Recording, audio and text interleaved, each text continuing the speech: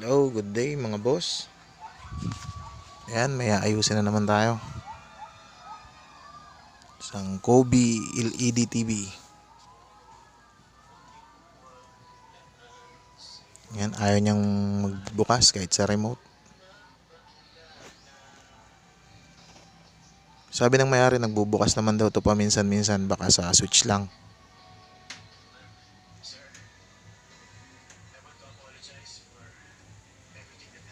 Tara boss, buksan natin. Ayan, pa-open ko na, tama hinala natin sa switch nga. Ayan, tignan nyo. Sinort ko na lang siya para mag-power on. Ayan, may 5 volts naman siya boss. Supply dun sa LVDS natin. Napuntang T-Con dun sa timing control board.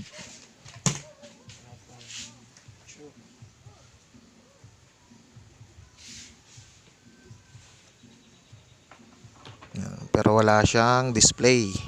Yan yung pinaka problema niya.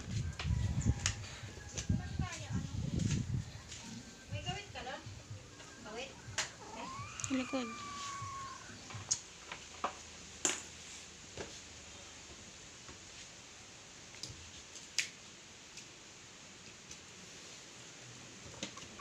Baklasin lang natin mga boss at i-check natin yung mismong ano niya, T-Con board.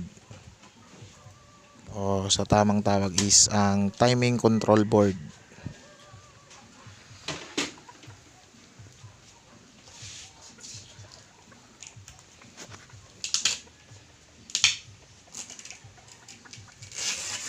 Sa mga taga Bulan Sorsogon pala dyan mga boss, like, comment, share, and subscribe naman dyan.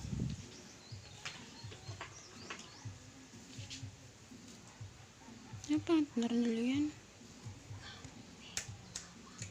Papansin nyo boss, hindi siya tornilyo, nakadikit lang siya ng tape. Tinape lang nung ewan ko, galing bago daw to, hindi pa naman nabubukas. Ngayon lang. Yan, nakatape lang yan. Baka doon naging galing sa ano nito, factoring pinagagawaan. Diyan yung Shopee. Ako.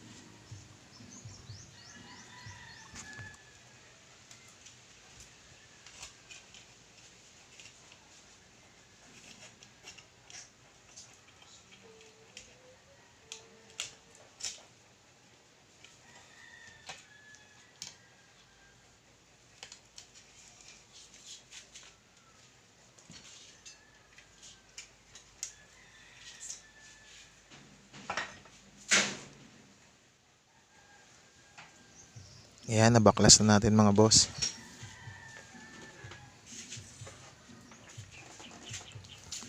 Try natin saksak siya na hindi naka-connect yung ating panel o ang screen.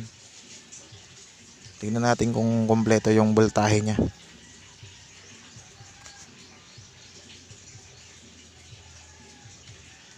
Yun, disundot siya muna boss. Mamaya palitan na lang natin ng tack switch yan.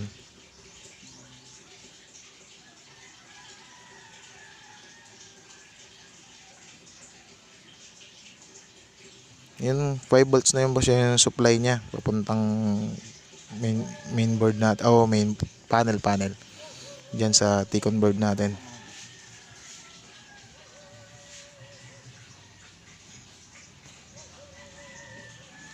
Yung 14 boss, supply ng BGH natin yan.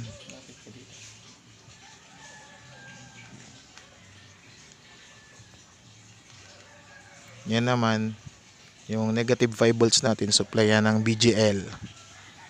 EBDD.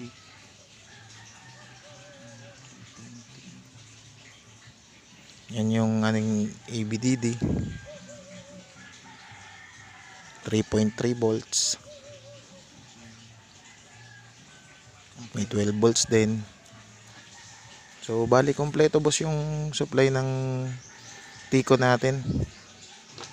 Yan palang T-Con na ginamit niya mga boss. May left and right channel din yan, pero isang flex cable lang yung ginamit niya.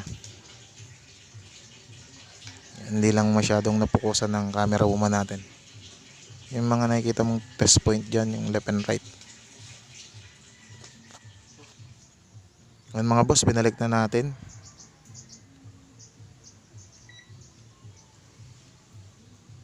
Ngayon. Bali, tumaas na yung VGH natin kasi nakakabit na po yung screen natin. Bali, 20 volts na siya. Ayan, 20 volts na siya. Yan, present naman yung VGH at VGL natin.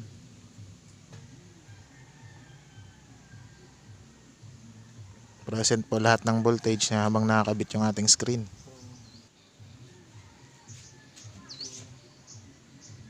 Ngayon, check natin po yung standby supply ng backlight natin. Dapat may makuha tayong 12 volts dito. Ngayon, present naman po yung standby backlight natin, standby voltage. Yan po, may 12 volt po siya. Okay naman po. Okay yung ating T-con. Okay yung ating inverter board o buong board. Okay naman. Try natin dito. Dito sa backlight tayo mag-focus.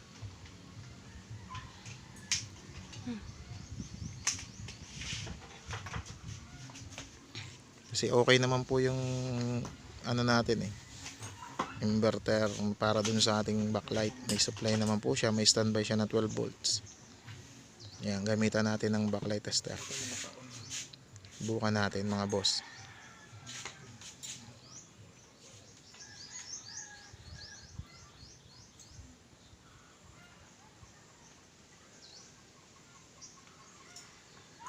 Yan, kabit lang natin yung test probe natin. Negative to negative, positive to positive lang mga boss.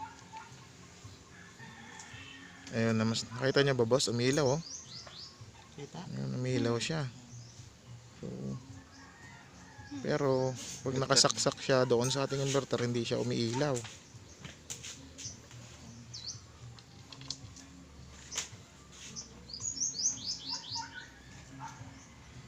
Yan, baliktarin natin. Iharap natin boss yung screen sa atin. Tingnan natin kung magka-video siya. Isdan nyo mga boss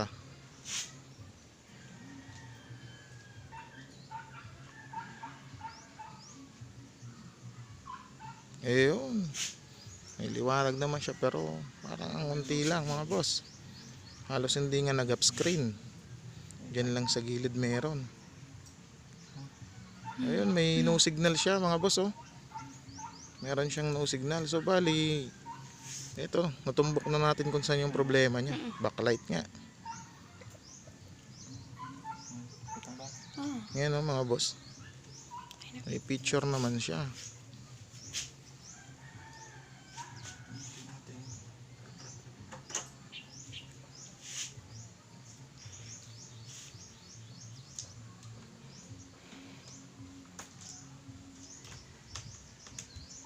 Yan, baklasin lang natin to mga boss. Yan, nabaklas ko na siya. Ito na yung backlight niya mga boss. Yan, nakakabit sa heatsink niya. Ngayon try natin siya lagyan ng backlight tester. Ayan, kaya pala ganun lang yung ilaw niya mga boss. Sa gilid lang pala, gilid na lang yung gumagana. Ngayon kitang kita ilang bulb na yan. Yan po yung backlight tester natin. Sa mga gusto pabili o bumili, chat lang po ako. Gamitan natin ito boss.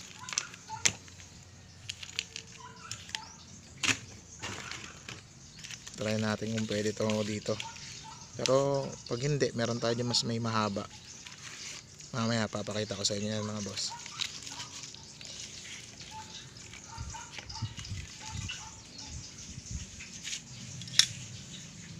Maiksi nga siya, ontoy boss. So hanapan natin yan. Meron tayo dyang mga backlight na ganyan mga boss, mga nabaklas nating TV na basag na yung screen o panel.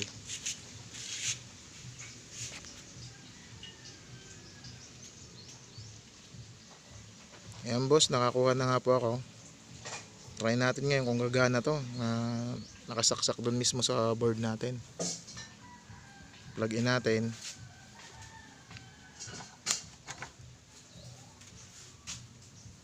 Ayan.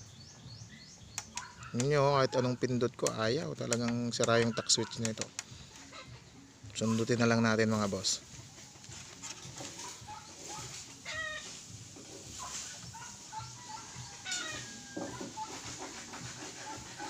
Ayan, nag-blue na siya. Oops, ayun, umiilaw na mga boss. Ayun, so bali okay talaga yung ating backlight driver. Okay siya mga bossing oh.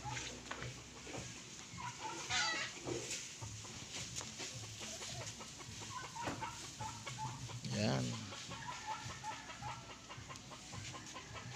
So bali, ikabit ko lang to mga boss, tapos try natin. Ayan, tinanggal ko muna yung dati. Ayan, nakabit na natin. Ginamitan siya natin ng heatsink plaster. Ayan na mga boss, okay na siya. Hindi ko na pinakita yung full na pagpapalit kasi mahaba yung video natin. Ayan, okay na siya mga bossing. Ayun. Tingnan natin sa audio video niya. Tingnan natin kung magkaka-video ba ito ng maganda.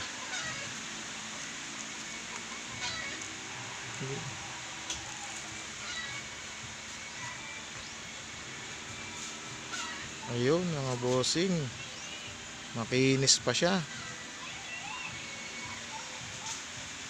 Okay na okay pa yung screen natin.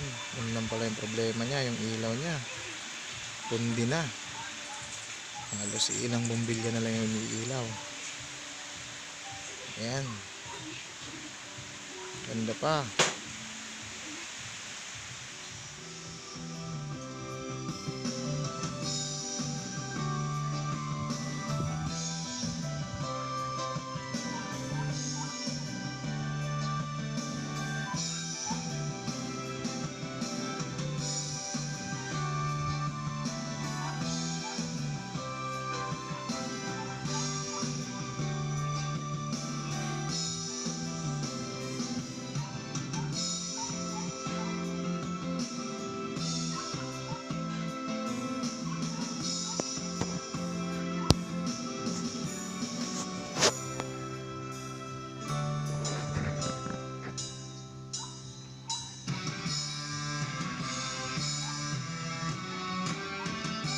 Ayan, okay na yung TV natin mga boss. Thanks for watching. God bless.